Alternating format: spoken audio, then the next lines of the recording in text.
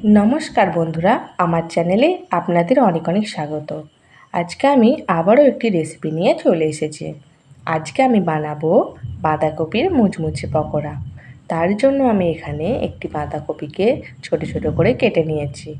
আর এখানে নিয়েছি একটি মাঝারি সাইজের আলু, সেটিকে আলু ভাজার মতো কেটে নিয়েছি। আর নিয়েছি দুটি কাঁচা লঙ্কা কুচি, আর নিয়েছি আদা কুচি। এরপর কুচিয়ে রাখা বাঁধাকপিটি একটি পাত্রে আমি নিয়ে নেব। এর মধ্যে আমি দিয়ে দেব পরিমাণ মতো নুন। নুনটিকে হাতের সাহায্যে ভালো করে দলে দলে মেখে নেব। এরপর আমি এর মধ্যে দিয়ে দেব আগে থেকে কুচিয়ে রাখা আলু। আলুটা পুরোপুরি দেবার পর আমি এর মধ্যে দিয়ে দিচ্ছি কুচিয়ে রাখা কাঁচা লঙ্কা। এগুলি দেবার পর আমি হাতের সাহায্যে ভালোভাবে আবারও মাখিয়ে নেব, যাতে নুনটা পুরোপুরিভাবে বাকি জিনিসগুলোর সাথেও মিশে যায়। ভালো করে হাতের সাহায্যে মাখিয়ে নেবার পর আমি এটিকে 5 মিনিটের জন্য ঢাকা দিয়ে রেখে দেব। 5 মিনিট পর ঢাকনাটি খুলে নেব। ঢাকনাটি খুলে নেবার পর হাতের সাহায্যে কিছুক্ষণ এইভাবে মাখিয়ে নেব। দেখতেই পাচ্ছ কতটা পরিমাণ জল বেরিয়ে এসেছে।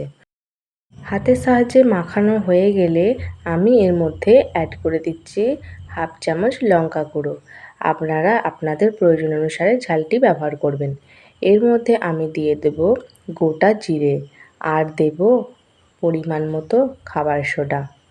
এরপর আমি এর মধ্যে অ্যাড করে দিচ্ছি হাফ চামচের হাফ চিনি, আর দেব 2 চামচ কর্নফ্লাওয়ার। এরপর আমি এর মধ্যে দিয়ে দেব 2.5 চামচ বেসন। আপনারা আপনাদের বেসনটা প্রয়োজন অনুসারে দেখে নেবেন। এইভাবে আমি দেবার পর আমি ভালো করে চামচের সাহায্যে মাখিয়ে নেব। কিছুক্ষণ চামচের সাহায্যে মাখিয়ে নেবার পর এরপর হাতের সাহায্যে ভালো করে দলে দলে মেখে নেব। যদি আপনাদের জল অ্যাড করার প্রয়োজন হয় তাহলেই আপনারা জল অ্যাড করবেন। আমার যেহেতু এখানে জল অ্যাড করার প্রয়োজন ছিল, তাই আমি এখানে জল অ্যাড করেছি। এরপর হাতের সাহায্যে ভালো করে এইভাবে অল্প অল্প করে জল দিয়ে আমি মেখে নেব। এখানে আমি একবারই জল ব্যবহার করেছি। জলটি ব্যবহার করার পর ভালোভাবে মেখে নিয়েছি। এরপর একটি কড়াতে কিছুটা তেল দিয়ে তেলটি আমি হালকা গরম করে নেব। এরপর হাতের সাহায্যে ছোট ছোট করে আমি কড়াতে এগুলিকে দিয়ে ভেজে নেব। একদিকটা হালকা লাল হয়ে এলে আমি খুন্তির সাহায্যে উল্টে নেব।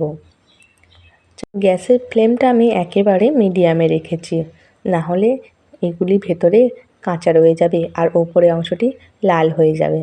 এইভাবে উল্টে পাল্টে আমি ভালো করে ভেজে নেব, যাতে এর মধ্যে কাঁচা ভাবটা না থাকে। অন্য দিকটাকেও আমি ভালোভাবে লাল লাল করে ভেজে নেব। দুদিকটা ভালোভাবে ভাজা হয়ে গেলে এইভাবে যখন লাল হয়ে আসবে তখন খুন্তির সাহায্যে আমি হালকা চেপে দেখে নেব ভেতরটা কাঁচা আছে কি না। এরপর আমি ভাজা হয়ে গেলে এগুলিকে ছান্তার সাহায্যে তুলে নেব। ঠিক একইভাবে আমি বাকিগুলোকেও কড়ার মধ্যে দিয়ে দেব। এইগুলিকেও আমি উল্টে পাল্টে ভেজে নেব ভালোভাবে। গ্যাসের ফ্লেমটা কিন্তু মিডিয়ামেই রেখে দিয়েছি। এরপর ভালোভাবে ভাজা হয়ে গেলে উল্টে পাল্টে তুলে নেব। তো দেখতেই পাচ্ছ আমার এখানে পুরোপুরি রেডি হয়ে গেছে আজকের রেসিপি বাঁধাকপির মুচমুচে পকোড়া। আপনাদের কেমন লাগলো রেসিপিটি অবশ্যই জানাবেন, আর একবার বাড়িতে অবশ্যই বানিয়ে দেখবেন। ভালো লাগলে অবশ্যই একটি লাইক, কমেন্ট এবং শেয়ার করতে ভুলবেন না। যারা আমার চ্যানেলে নতুন তারা অবশ্যই সাবস্ক্রাইব করবেন।